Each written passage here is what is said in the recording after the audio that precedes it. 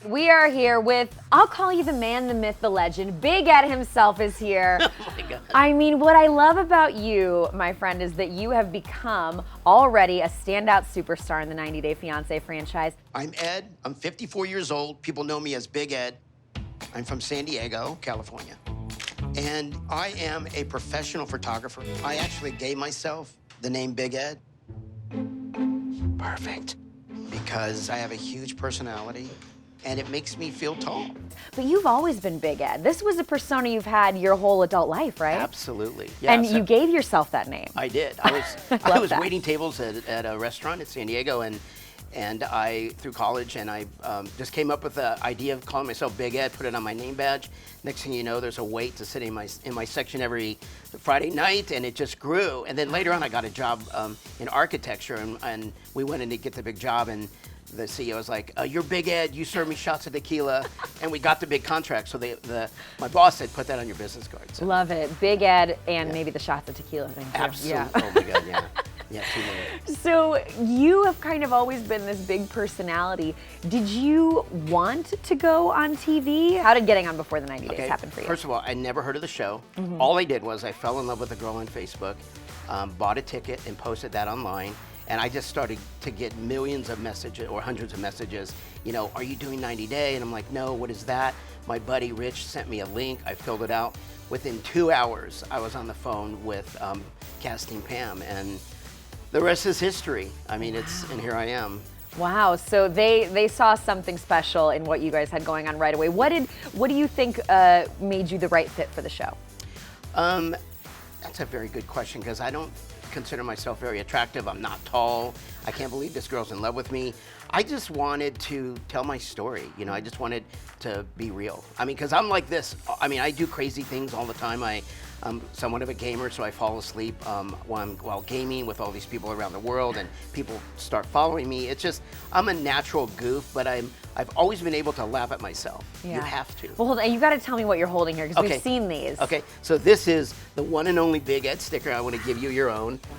These are all over the world. They're in Australia, they're in Russia. People have them on their water bottles. People send me pictures. People send me requests for the sticker. It's just me promoting who I am, which is this short guy that has, you know, a kind of a chubby face and whatever. Here I am. I like to make people laugh, and I always have, and I know this is who I am. So is Rose going to get her own sticker? Rose got her own sticker. Oh, she has a sticker. Yes. Oh, yeah. And so did her Okay. sister. So. Oh, wow. And they're all over the Philippines, too. Well, that must be meaningful if they got the sticker. It is. Yes. Thank you for this. I'm going to keep this. You know what? We're going to put this in one of our cameras. We're going to call that camera the Big Ed. I love it. Nice. I'm getting ready to get on a plane and go meet Rose, the love of my life, for the very first time. I also bought a ring. And I plan to ask Rose to marry me. So you get on the show, you get cast on the show, and did you have any hesitation? Because with this show, there are major fans and there are major criticisms that come at people. Right. Well, other than my daughter hanging up on me, and she didn't speak to me for a whole month, and a lot of pushback from my mom, all my friends. They're like, "Ed, this is not a good idea. Your life is going to be exposed." And at first, I was like very hesitant, but I was in love. This wasn't about the show. It was about me going to meet the love of my life. I've been single for 28 years, and I was open to love again. And then I'm on TV. So what? It was kind of surreal. It was absolutely surreal. I mean, you've had some moments already. Your hair's pulled back today, but we have to talk about the mayonnaise. Oh my God. Ed, who told you to put the mayonnaise in your hair? My coworker's husband, this guy, Raccoon Brand, he is amazing. He's my best friend. Okay. And he, she actually told me that he does it. Is there mayonnaise in your hair today? No, ma'am. Okay, You would okay. smell it, I Okay, promise. okay. But I'll tell you this right now, it works. It absolutely works. I do smell like an egg salad sandwich when I'm done, so you have to make sure that you wash it out. But You know what I loved about it? It was we saw you putting the mayonnaise in, and you just had a glass of red wine with you. You were just doing your beauty treatment. This was just your normal, real life. I felt this isn't put on for the show. He's really doing this. oh, I do it. And by the way, that red wine was Malbec, my favorite. Wow. Okay, Ed, we're gonna have to get a drink sometime. So any other beauty tips or tricks that you have that you will be sharing with the world, or that you want to share with us now? I just got out of hair and makeup, so I look good now. I just no, I'm not a real pretty person. I get my eyebrows. They use the thread, get threading. which is so painful. So I do that, and I get my mani pedi. I know that's weird, but it works. Keep it groomed. And then the mayonnaise. You know, it's. Do you have a favorite brand?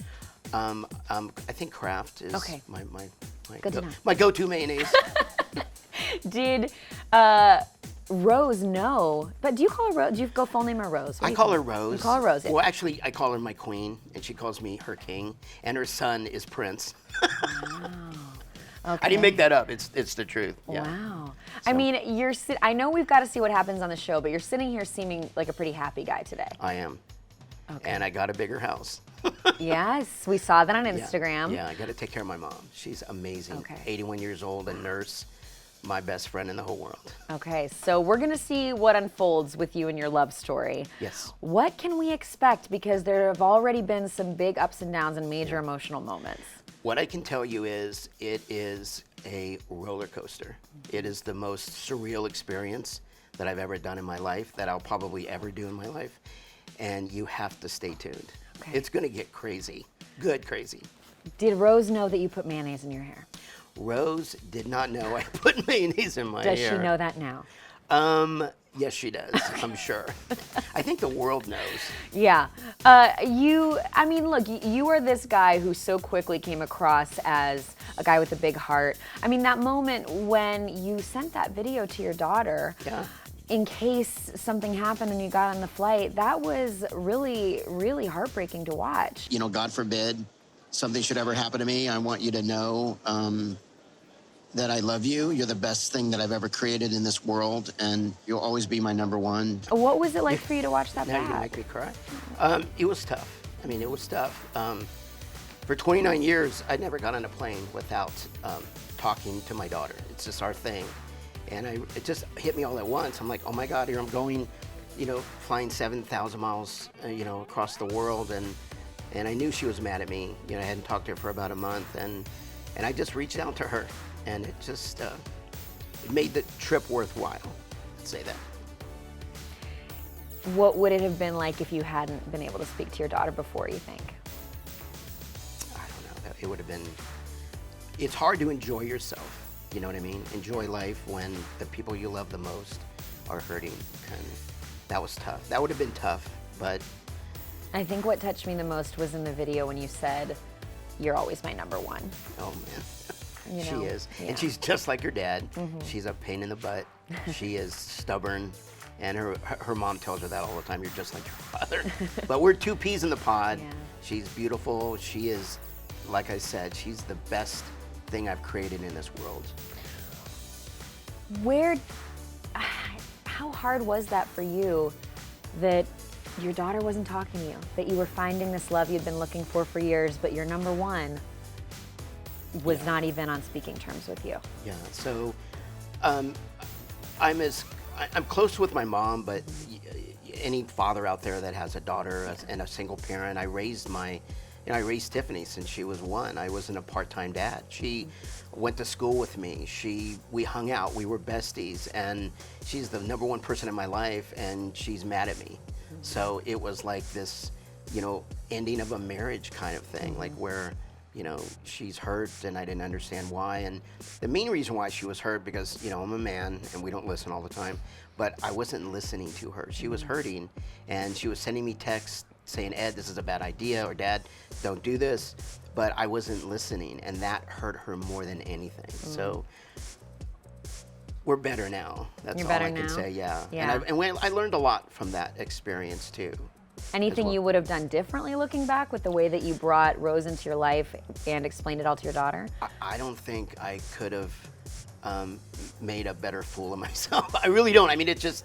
How so? Well, when you're in love, you're not thinking. You're not thinking about anybody else but yourself and the person that you're in love with. So, and I was frustrated because nobody understood. Like, my daughter didn't understand, and she's like, "Dad, she's 23." I'm like, "I know, but you don't understand what it feels like to be, admired after 28 years." It was such a wonderful feeling, and I hadn't had that in years. So. Well, of course, people who love you want to protect you, and they look at you and say, this is going too fast. You don't know this person.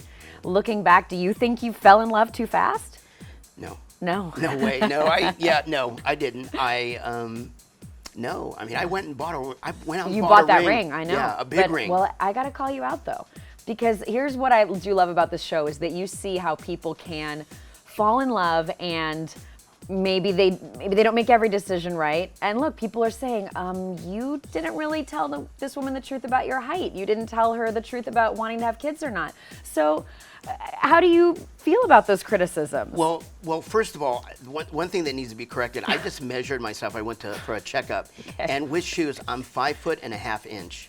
Okay. So can you please, yeah. So no, so I was not completely honest. A lie's a lie. I know. So I wasn't completely honest with Rose Yeah. and about that and a couple other things, and that it's never a good idea to lie. It's just you have to be honest, and I'm learning that. Yeah. Even though you have strong feelings for somebody, it's better to get it out in the open, and if not, it's going to come back and bite you. Did it come back and bite you? Oh yeah. Yeah. What are we going to see happen? Oh, you just wait. Okay. Yeah. I'm already being bitten. If you've been online, I've already been. How are you feeling about that? Again, this show comes with a rabid fan base, and the critics do come for the stars of it. Right. So I have a condition. It's a syndrome called KFS. It's Klippel-Feil syndrome, where you're born with they call multiple birth anomalies. So instead of having 7 cervical vertebrae, I have 2. I have 3 that are the size of. I have 3 that are the size of 2. And so I have limited range of movement. I have a bigger than normal chest cavity. So I've been made fun of all my life. And when I was in high school, I actually got stuck in the neck machine. I used to work out with all the football players. And so that became kind of a running joke. So I sort of became, really well known. So but they would still tease me and they would call me No Neck and No Neck Ed and yada, yada, yada. So when the show first came out, I was literally in a panic because I was reading stuff online, which they told me not to. And that's all it was I can't wait till next season. But then about 2 weeks ago, I get this letter from Abe in New York that has my same condition, and I was able to reach out to him, and he's like, look, I don't know how you do it. You're on national TV rubbing mayonnaise in your hair. I have the same problem. Everybody's making fun of me. He basically wants to give up on life. And I just said, Abe, do not let this syndrome define who you are. And that's kind of how I've always lived my life. And I even asked my ex-wife one time, who at the time we got married was beautiful, and I said, why do you love me? Don't I look different to you that I have a shorter neck and I'm not very tall? And she's like, what are you talking about? So, and then there's another funny story. I used to do in-home sales, and I was sitting at a dining room table, and this little 4-year-old girl comes up to me and goes, can I sketch you? I'm like, absolutely. And she draws this box, which is my body, and it had arms and legs, and then she drew another box on top of that box with a smile. And when I looked at it, I just started laughing, and I go, can I keep this? And what I learned from that experience was that she wasn't trying to be mean. She was just drawing who she saw that I was. So if we can learn more to laugh at ourselves and understand that people are going to look at us differently, but the most important thing that I learned from that is that I'm different, and it's okay to be different. Do you think that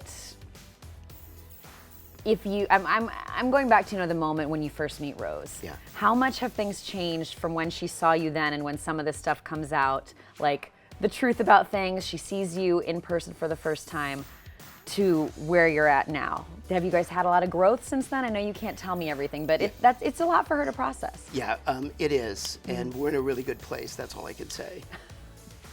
Okay, Ed. Do you have a message for people who have been unkind to you about your appearance? Yeah, you know what? I think if people really knew how it affects people when you make fun of somebody, they wouldn't do it. They wouldn't to make to make fun of somebody's physical appearance. It's an unkind thing, but I'm not mad at them. They're just like that little girl. They're just looking at me and seeing me how they see me. Yeah. But if they knew, it's not a good idea. Yeah. So you've got your little dog in your life as well, Teddy. Oh my God. Wow. Has he seen himself on TV? He's like, you know what? I'm starting to get a little bit jealous because people will see us in public and they're like, oh my God, your dog is so cute. I saw him on TV. I'm like, About me. okay, I was right next to him. Yeah, so he's wonderful. He's my little buddy. Are you going to expand the family anymore? What can you tell us? Oh my God, what are you trying to do? I'll get in trouble if I tell. The only thing I can tell you is it's going to be exciting. It's going to be a lot of fun, a lot of heartbreak, a lot of emotions. Just you got to pay attention. You got to watch the show. Well, will we see any issues in the relationship that you've experienced before? You talked a lot about being unfaithful in your marriage and how you regretted that. Yeah. Did you learn from that? Do you still struggle with that? You know, I'm struggling with, and I think the reason why I've been single for so many years is you put up a wall, and there's two things that you have to deal with when you have heartbreak. One is, can I trust the other person? And then, can I trust myself? The only thing I can say is I've grown up. I've learned a lot. It was a stupid mistake, and I got a beautiful daughter out of it. I've had a wonderful life, and now I met Rose, and you know the rest is going to be good history. The rest is going to be good TV. Yeah, there you go. Are you in love right now? Yes, yes. So, what can you tell us about where things are at right now?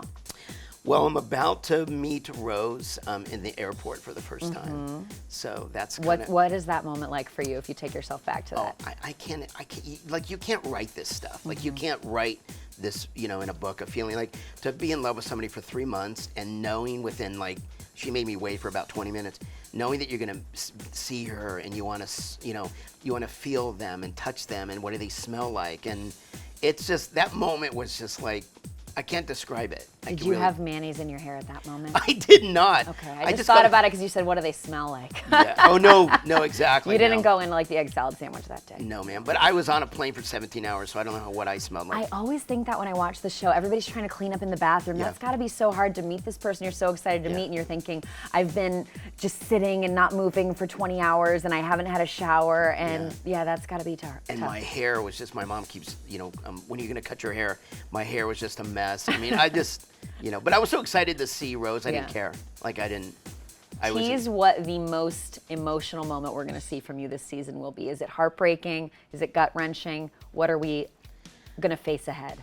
I think it's going to be a lot of all of that. It's going to be, you know, a lot of it. It's going to be a roller coaster. It's going to be ups and downs. Okay. You know, getting to know somebody. And what about things with Rose's family? There was an issue with her sister asking you for money. Yeah. Did your red flags go up enough then? Should you have treated that differently? Oh, that freaked me out. I mean, literally, I was 2 weeks before I'm going to leave. She texted me, I need money. I'm like, okay, great. When I get there, we'll sit down. Let me look at your situation and I'll help in any way I can. But she's like, no, you have to send it right away. Oh, and do not tell Rose. So that was weighing heavy on my mind all the way. You know, that flight over. I was thinking about that. Like, what if this is a scam? What if Rose is in on it? And after 28 years, here we go again. I failed. I failed. I mean, so that just kept going through my mind. But well, that's my last question for you. Is on these shows, that's kind of how everybody gets sucked into the 90-day franchise in the first place. Is this person being scammed or is this real? And what do you want to say about you and Rose's relationship? Okay, what I can say is, for me, this was real. It was real, and you're gonna have to watch. Okay. Well, I mean, and, you know, but it goes both ways. I mean, what do you say to people, I'm sure, that you've gotten criticism for dating a woman 30 years younger than you, younger than your daughter? What do you say to those people? Well, hopefully my daughter's not listening, but for me, age is a number. It's what's in the heart. Yeah. And that's what I want people to follow their heart. I think that's the most important thing. And don't be, you know, be smart, you know, but I have no regrets. Okay. I have no regrets.